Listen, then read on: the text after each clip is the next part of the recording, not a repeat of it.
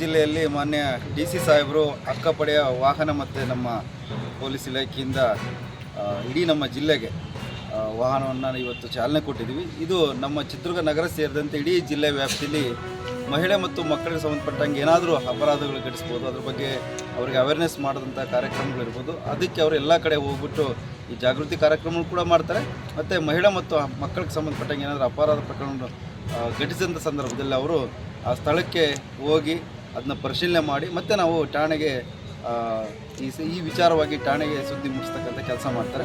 ಅದ್ರ ಜೊತೆಗೆ ಮಹಿಳೆ ಮತ್ತು ಮಕ್ಕಳಿಗೆ ಸಂಬಂಧಪಟ್ಟಂಗೆ ವಿಶೇಷವಾಗಿ ಶಾಲಾ ಕಾಲೇಜುಗಳಿರ್ಬೋದು, ಹಾಸ್ಟೆಲ್ಸ್ ಇರ್ಬೋದು, ಮತ್ತು ಬೇರೆ ಬೇರೆ ಕಡೆಗೆ ಹೋಗಿ ಅದರ ಅರಿವು ಮೂಡಿಸ್ತಕ್ಕಂಥ ಕೆಲಸ ಮಾಡ್ತಾರೆ. ಬಾಲ್ಯ ವಿವಾಹ ಇರ್ಬೋದು ಅಥವಾ ನಮ್ಮದು ಲೇಬರ್ದು ಬಾಲ ಕಾರ್ಮಿಕ ಇದಕ್ಕೆ ಸಂಬಂಧಪಟ್ಟಿದ್ದಂಗೆ ಆಗಿರ್ಬೋದು, ಮತ್ತು ಈ ಪೋಕ್ಸಾ ಕಾಯ್ದೆಗಳ ಬಗ್ಗೆ ಆಗಿರ್ಬೋದು, ಮತ್ತು ಮಹಿಳೆ ಮಕ್ಕಳಿಗೆ ಸಂಬಂಧಪಟ್ಟ ವಿಶೇಷ ಕಾಯ್ದೆಗಳ ಬಗ್ಗೆ, ಕಾನೂನು ಬಗ್ಗೆ, ಹಕ್ಕುಗಳ ಬಗ್ಗೆ ಅವರು ಜಾಗೃತಿ ಕಾರ್ಯಕ್ರಮ ಕೂಡ ಮಾಡ್ತಾಯಿದ್ದಾರೆ.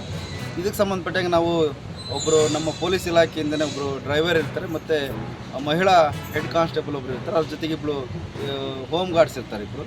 ಇದನ್ನು SP ಸಾಹೇಬ್ರ ನೇತೃತ್ವದಲ್ಲಿ ಅವರಿಗೆ ಪ್ರತಿ ತಿಂಗಳು ನಾವು ಮೀಟಿಂಗ್ ಕೂಡ ಮಾಡ್ತೀವಿ. ಇದು ಒಂದು ತಿಂಗಳು ಏನೆಲ್ಲ ನಮ್ಮ ಅಕ್ಕಪಡೆಯಿಂದ ಏನು ಕೆಲಸ ಕಾರ್ಯಗಳಾಗ್ತವೆ ಅದನ್ನು ನಾವು ಮುಖ್ಯ ಕಚೇರಿಗೆ ವರದಿಯನ್ನು ಸಲ್ಲಿಸ್ತಕ್ಕಂಥದ್ದು ಕೂಡ ಮಾಡ್ತೀವಿ. ಕ್ಯಾಬಿನೆಟಲ್ಲಿ ಮೊನ್ನೆ ಡಿಸ್ಕಷನ್ ಕಂಪ್ಲೀಟ್ ಆಗಿದೆ. ನೆಕ್ಸ್ಟ್ ನಾವು ಮನವೊಲಿಸ್ತೀವಿ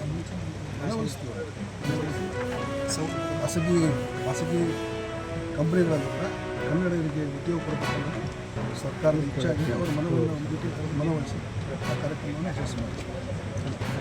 ಕರ್ನಾಟಕದಲ್ಲಿ ಇರ್ತಾರೆ, ಇಲ್ಲಿನ ಗಾಳಿ ನೀರು ಎಲ್ಲ ಉಪಯೋಗಿಸ್ತಾರೆ. ನಿಜ, ಇಲ್ಲಿವರೆಗೆ ಉದ್ಯೋಗ ಕೊಡಲ್ಲ ಅಂತ ಬಹಿರಂಗವಾಗಿ ಸ್ಟೇಟ್ಮೆಂಟ್ ಕೊಟ್ಟಿದ್ದಾರೆ ಕಿರಣ್ ಮಜುಮ್ದಾರ್ ಹಿಂದೆ ಒಂದು ಸ್ಟೇಟ್ಮೆಂಟ್ ಏನೋ ಕೊಡ್ತಾರೆ, ಅದಕ್ಕೆ ಸಾರಿ. ಸೊ ನಾನು ಬಹಿರಂಗವಾಗಿ ಕ್ಯಾಬಿನೆಟಲ್ಲಿ ನೆಕ್ಸ್ಟ್ ಡಿಸ್ಕಸ್ ಆಗುತ್ತೆ. ಕನ್ನಡಿಗರಿಗೆ ಇಲ್ಲಿ ಕನ್ನಡ ನೆಲದ ಮೇಲೆ ಎಲ್ಲ ನೀವು ಹೇಳಿದಂಗೆ ನಮ್ಮನ್ನು ಜಲ, ಗಾಳಿ, ಬೆಳಕು ಉಪಯೋಗಿಸ್ಕೊಂಡ ಮೇಲೆ ನಮ್ಮ ಇರ್ತಕ್ಕಂಥವ್ರಿಗೂ ಕೆಲಸ ಕೊಡಬೇಕು ಅನ್ನೋದು ಸರ್ಕಾರದ ಆಶೆ. G+2 ಹಿಂದಿನ